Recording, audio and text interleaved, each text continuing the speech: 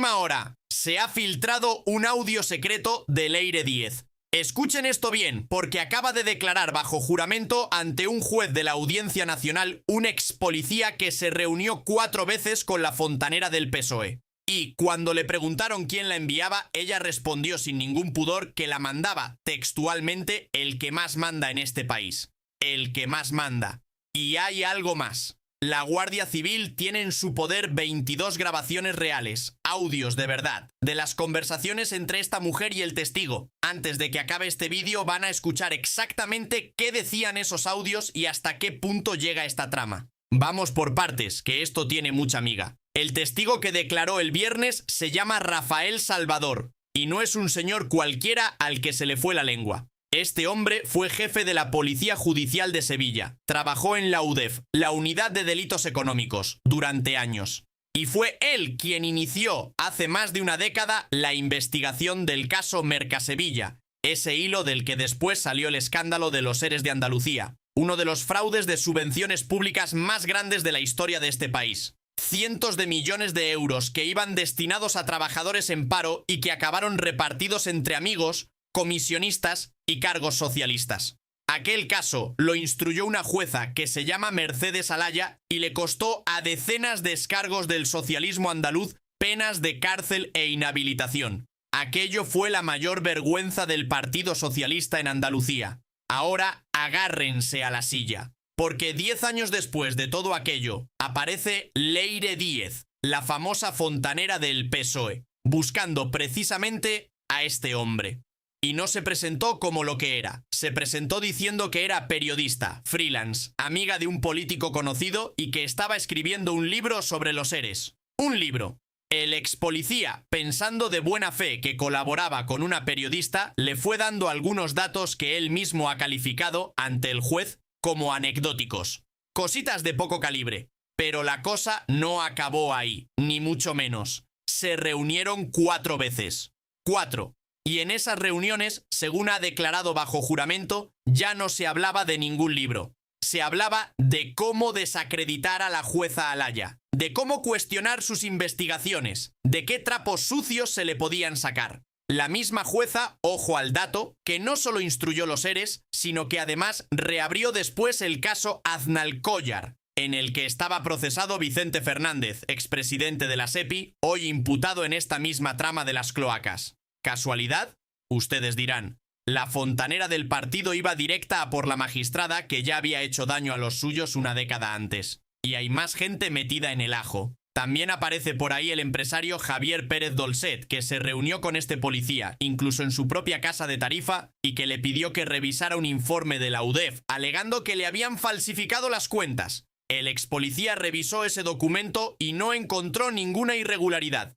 Pero fíjense en el nivel de operación que estamos hablando. Gente moviéndose por España, reuniones en casas particulares, presiones a un ex policía para desacreditar informes oficiales, todo con un objetivo muy claro. Y aquí es donde el testigo suelta la frase por la que están ustedes viendo este vídeo. Él, medio en broma, medio en serio, le preguntó a esta mujer que quién la mandaba a ella, con qué autoridad venía a pedirle todas esas cosas. Y la respuesta, textual, palabra por palabra, fue esta. Tú no sabes quién me manda a mí. Me manda el que más manda. Y él, con retranca de andaluz veterano, le contestó que como si la mandaba el Papa. Pero no era una broma. No lo era en absoluto. Y ahora agárrense, porque llega la parte que más frío da. Porque hasta aquí todo esto son palabras de un testigo, un señor que cuenta lo que le dijeron. Y siempre puede aparecer alguien diciendo que se lo inventa, que exagera, que quiere protagonismo. Pero es que aquí no hacen falta palabras, aquí hay audios. La UCO encontró en una cuenta de Drive una carpeta, y esa carpeta tenía un nombre que lo dice todo. 22 grabaciones Rafael Salvador.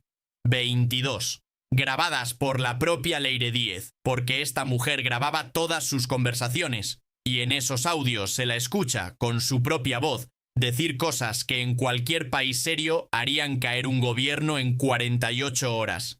Escuchen esta, que la voy a leer literal tal como la recoge el informe de la Guardia Civil. Le pregunta al ex policía qué se puede destapar de la jueza Alaya y le dice, cito, ¿Qué podemos destapar de ella? O sea, yo necesito 4 cosas que me permitan 2 impactos. Y los demás los sigo yo con un libro, ¿vale? 4 cosas que me permitan 2 impactos. Párense un segundo a pensar en esa frase. Así hablaba esta mujer de destruir la reputación profesional de una magistrada de este país. Como quien planifica una campaña de marketing. Con objetivos, con impactos, con métricas. No es el lenguaje de una periodista escribiendo un libro. Es el lenguaje de alguien ejecutando una operación diseñada por otros. Y hay otra frase. Al día siguiente de su primer encuentro con este policía, la fontanera le mandó un mensaje a Vicente Fernández, el expresidente de la SEPI, para darle ánimos. Y escuchen lo que le escribió, otra vez textual. Con las cosas que ya sé de Alaya, lo que menos necesito saber es de derecho. Todo saldrá bien. Volverás. Y nos ocuparemos de que el tumor se extirpe.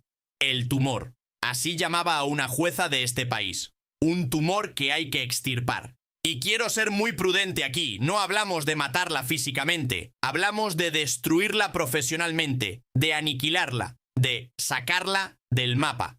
Pero el lenguaje que usa esta gente es el lenguaje de la mafia. No es el lenguaje de un partido político de una democracia europea. Y falta la peor de todas. Antes de su segunda reunión con el ex policía, esta mujer se lo presumió a la cara, de que los datos que ya había conseguido habían servido para que, atención, cito literalmente, desde posiciones elevadas, gente que es capaz de tomar decisiones y ejecutarlas, estén dispuestos a tomar medidas.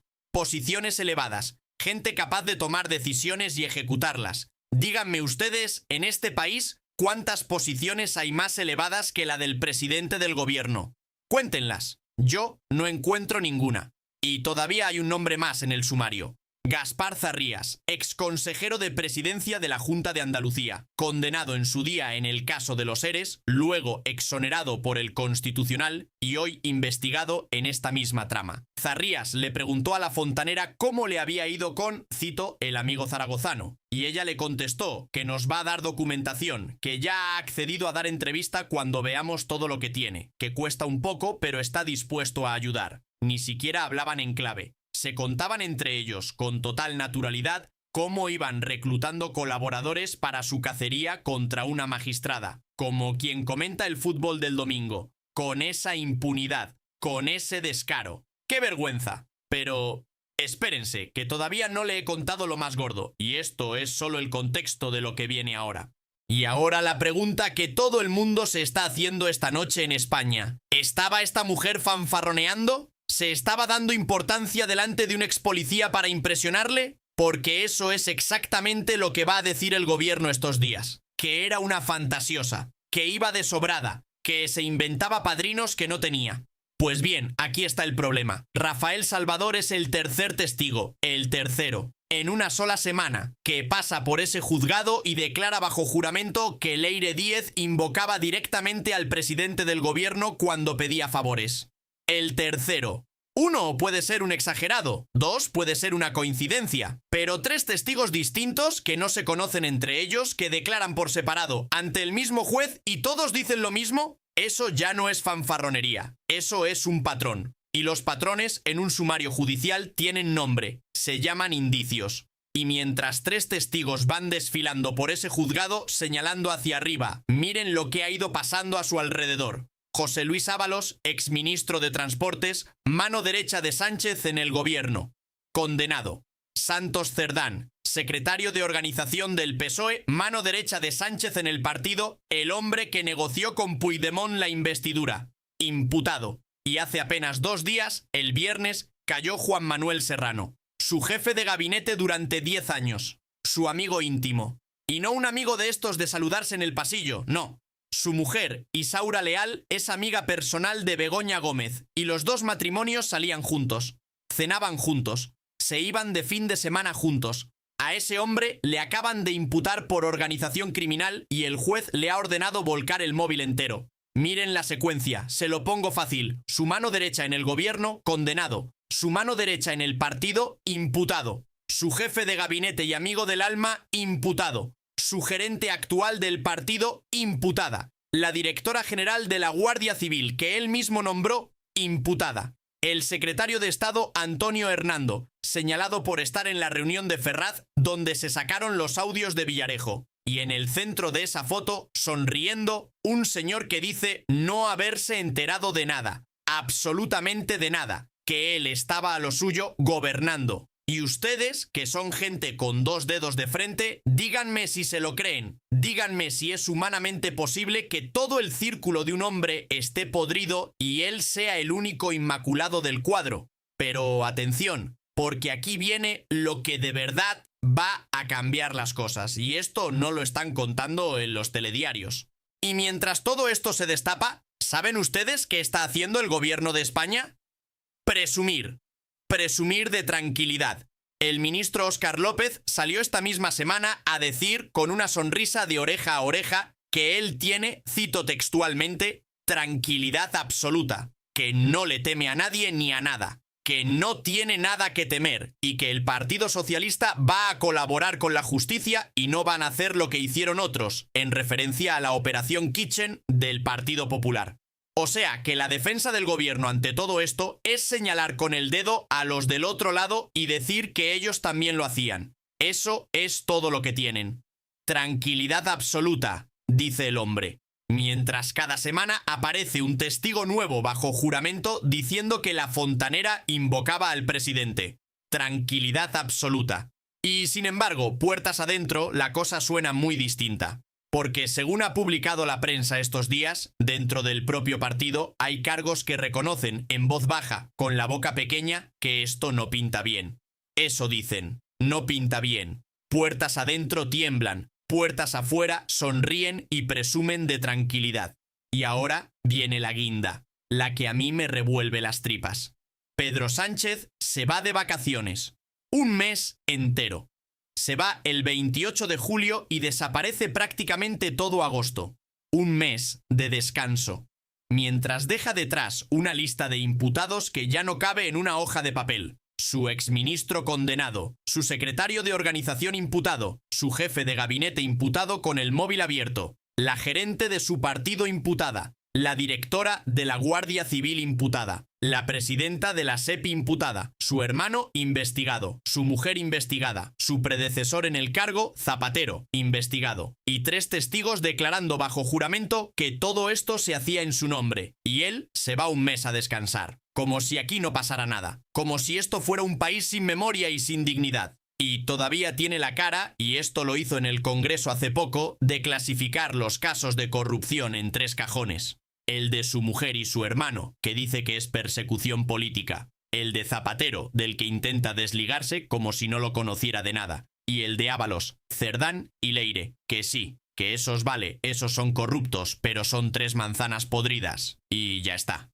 3 manzanas. Cuando en un cesto hay 3 manzanas podridas, quitas las manzanas. Cuando en un cesto hay 25 manzanas podridas y el cesto es el partido que gobierna el país, el problema ya no son las manzanas. El problema es el cesto, y esa barrera que Sánchez levantó en el Congreso se está cayendo a pedazos con cada testigo que pasa por el juzgado.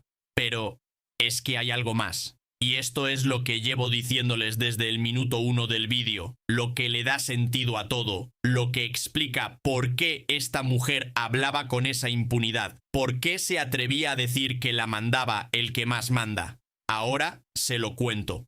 Aquí está la clave de todo, y es un dato que ha aparecido esta misma semana y que casi nadie está contando con la gravedad que merece. Hasta ahora, todo lo que hemos visto son personas. Personas imputadas. Cerdán, Leire, Serrano, la gerente, la directora de la Guardia Civil. Personas individuales que, según la teoría oficial del PSOE, actuaron por su cuenta, sin que nadie supiera nada.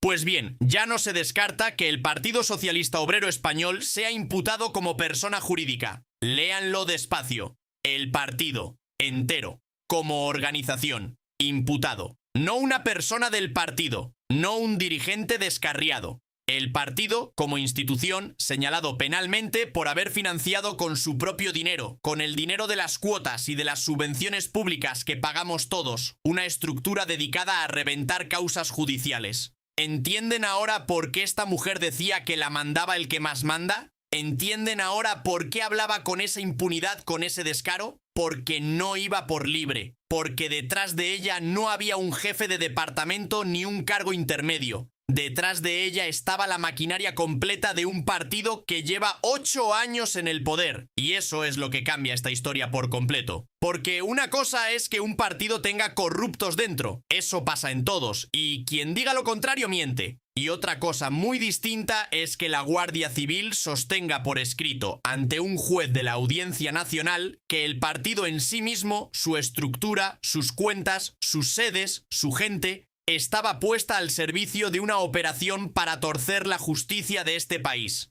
Ya no hablamos de corrupción, hablamos de otra cosa. Hablamos de un partido de gobierno actuando, presuntamente, como una organización criminal. Y ese informe ya está encima de la mesa del juez. Por eso, los socios de investidura, esos que sostienen a Sánchez en el poder, empiezan a mirar hacia otro lado. Por eso empiezan a calcular en privado, según recogen todos los medios, cuánto les cuesta seguir callados frente a cuánto les cuesta romper. Y cuando ese cálculo se decante, no se va a decantar del lado de Sánchez. Nunca lo hace. En política, cuando el barco hace agua, al bote salvavidas se sube el que puede, no el que quiere. Y les voy a dar un dato más. Uno que explica por qué el gobierno está tan nervioso a pesar de las sonrisas. El mismo juez que lleva esta causa, Santiago Pedraz, ya ha imputado a 25 personas por el cobro presunto de comisiones ilegales en empresas públicas del Estado.